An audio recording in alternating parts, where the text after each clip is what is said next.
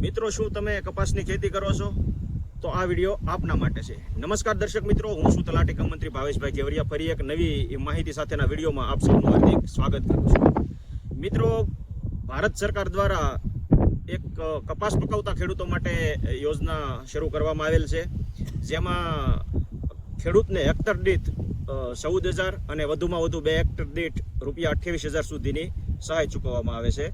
તો આજના વિડીયોમાં આપણે માહિતી આપીશું કે આ યોજના શું છે, તેમજ યોજનાનો લાભ લેવા માટે કયા કયા ડોક્યુમેન્ટની જરૂર પડે, તેમજ આ યોજનાનો લાભ લેવા માટે કોણ પાત્રતા ધરાવે છે અને અરજી ક્યાં અને કેવી રીતે કરવી, તેમજ આની સહાય કેવી રીતે મળે છે.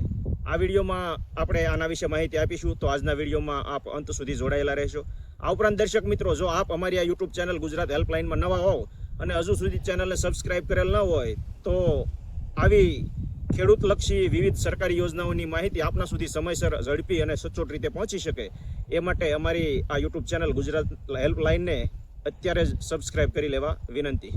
મિત્રો, હવે વાત કરીએ યોજનાની. તો ભારતમાં જે કપાસનું ઉત્પાદન થાય છે તેની સરખામણીમાં ચીન, બ્રાઝિલ અને અમેરિકા જેવા દેશોમાં હેક્ટર દીઠ જે કપાસનું ઉત્પાદન થાય છે એ 30% કરતાં પણ વધુ છે.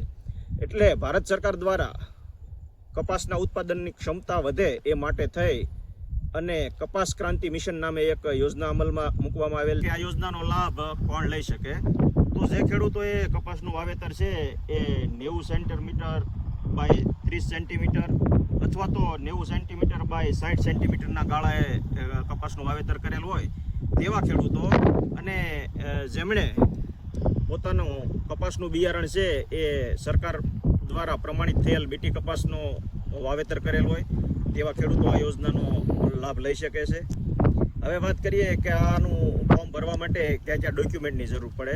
તો જે તે ખેડૂતનું 7/8 તેમજ તેનું આધાર કાર્ડ, તેની બેંક પાસબુકની નકલ અથવા તો કેન્સલ ચેક, તેમજ મોબાઈલ નંબર અને કપાસના બિયારણની ખરીદીનું બિલ, આટલા ડોક્યુમેન્ટની આમાં જરૂર પડતી હોય છે.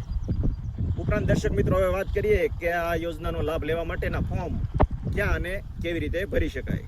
તો દર્શક મિત્રો, આટલા ડોક્યુમેન્ટ લઈ અને આપ આપના ગામના વીસી અથવા તો નજીકના કોઈ ઓનલાઈન સેન્ટર પર અથવા તો આપ જાતે પણ આઈ ખેડૂત 2.0 પોર્ટલ પર આ અંગેનું ફોર્મ ભરી શકો છો.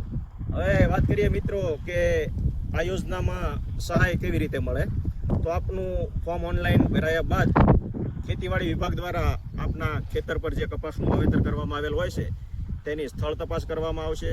સ્થળ તપાસ થયા બાદ આપનું ફોર્મ મંજૂર થયેથી જો આપના ખેતરમાં કપાસનું વાવેતર છે એ 90 સેન્ટીમીટર બાય 30 સેન્ટીમીટરના ગાળે હશે તો હેક્ટર દીઠ ₹14,000 અને વધુમાં વધુ 2 હેક્ટરના ₹28,000. તેમજ જો આપના ખેતરમાં કપાસનું વાવેતર 90 સેન્ટીમીટર બાય 60 સેન્ટીમીટરના ગાળે હશે તો હેક્ટર દીઠ 7500 અને વધુમાં વધુ 2 હેક્ટર દીઠ ₹15,000 આપના ખાતામાં ડાયરેક્ટ ટ્રાન્સફર કરવામાં આવશે. તો દર્શક મિત્રો, ખાસ એક વાત ધ્યાનમાં લેવી કે આપના ખેતરમાં જે કપાસનું વાવેતર કરેલ છે એ કપાસના વાવેતરનો જે ગાળો છે એ ખાસ આમાં ધ્યાનમાં લેવામાં આવેલ છે. એટલે કે જે પાટલું હોય, આપણે દેશી ભાષામાં કહીએ, એ પાટલું છે એ વધુમાં વધુ 36 ઇંચનું પહોળું હોવું જોઈએ અને 2 છોડ વચ્ચેનું અંતર 1 ફૂટ હોવું જોઈએ. આ યોજનાનો લાભ લેવા માટેની મુખ્ય જે પાત્રતા છે એ આ છે. તો આપના ખેતરમાં જે છોડનું વાવેતર કરેલ હોય એનું માપ સાઇઝ લીધા બાદ જો આપ આ માપદંડમાં વાવેતર કરેલ હોય તો જ આ યોજના હેઠળ ફોર્મ ભરવું. તેમજ દર્શક મિત્રો, આપને જણાવી દઈએ કે આ યોજના છે એ ગુજરાતના કુલ 21 જિલ્લાઓમાં લાગુ થયેલ છે, જેમાં રાજકોટ, અમરેલી, ભાવનગર, બોટાદ, સુરેન્દ્રનગર, મોરબી, જામનગર, દેવભૂમિ દ્વારકા, જૂનાગઢ, ગીર સોમનાથ, પોરબંદર, કચ્છ, અમદાવાદ, ખેડા, આણંદ, વડોદરા, ભરૂચ, નર્મદા, સુરત વગેરે જિલ્લાઓમાં. દર્શક મિત્રો, આપને જણાવીએ કે આ ફોર્મ ભરવાની જે તારીખ છે એ 10 જુલાઈથી તારીખ 24/7/2026 સુધી આના ઓનલાઈન ફોર્મ ભરી શકાશે.